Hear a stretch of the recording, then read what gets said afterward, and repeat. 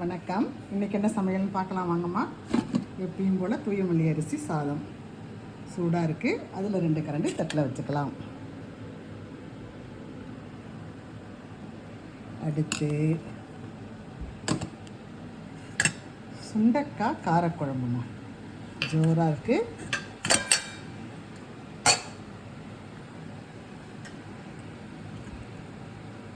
சூப்பராக இருக்குது பாருங்கள். அதில் கொஞ்சம் சாதத்து மேலேயே போட்டுக்கலாம். இது மேலே கொஞ்சம் நெய் போட்டு சாப்பிட்டோமா பிரமாதமாக இருக்குமா. இந்த சுண்டைக்காய் சின்ன வெங்காயம் பூண்டு போட்டு செய்கிறதுனால உடம்புக்கும் ரொம்ப ஆரோக்கியமானதுமா. அடுத்து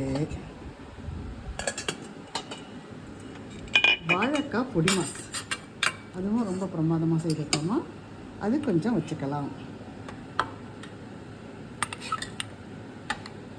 வாழைக்காவை எப்போ பார்த்தாலும் வறுக்கிறோம், அதனால் ஒரு பொடி மாஸ் மாதிரி செய்கிறேன். அது இந்த காரக்குழம்புக்கு தோதாக நல்லா இருக்குமா. அடுத்து பொன்னாங்கண்ணி கீரை பொரியல், இது ரொம்ப ஆரோக்கியமானதுமா, கண்ணுக்கும் ரொம்ப நல்லது. அது பொன்னாங்கண்ணி கீரை, அது கொஞ்சம் வச்சுக்கலாம். அடுத்து ஸ்பெஷல் நாட்டுக்கோழி வறுவல்மா, ஜாமுன் செய்திருக்கிறோம். செம்ம வாசனை, செம்ம டேஸ்ட்டு, நல்லா இருந்ததுமா. நல்லெண்ணெய் போட்டு மிளகுத்தூள் போட்டு நாட்டுக்கோழி வறுவல், அது கொஞ்சம் வச்சுக்கலாம். கூடவே மிளகு ரசம், இப்பயும் போல் மிளகு ரசம். அடுத்த சாதத்துக்கு மிளகு ரசம் போட்டுக்கலாமா. சூப்பராக ஜோராக வச்சுருக்கோம் அதுவும். அடுத்து ஸ்பெஷல் எப்பயும் போல் மாம்பழம் வந்துடுச்சுமா. இன்றைக்கி மாம்பழம்.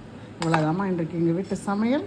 எப்பயும் போல் தூயமல்லி சாதம், சுண்டைக்காய் காரக்குழம்பு, வாழைக்காய் பொடி மாஸ், பொன்னாங்கண்ணி கீரை பொரியல், நாட்டுக்கோழி மிளகு வறுவல், மாம்பழம், மிளகு ரசம்.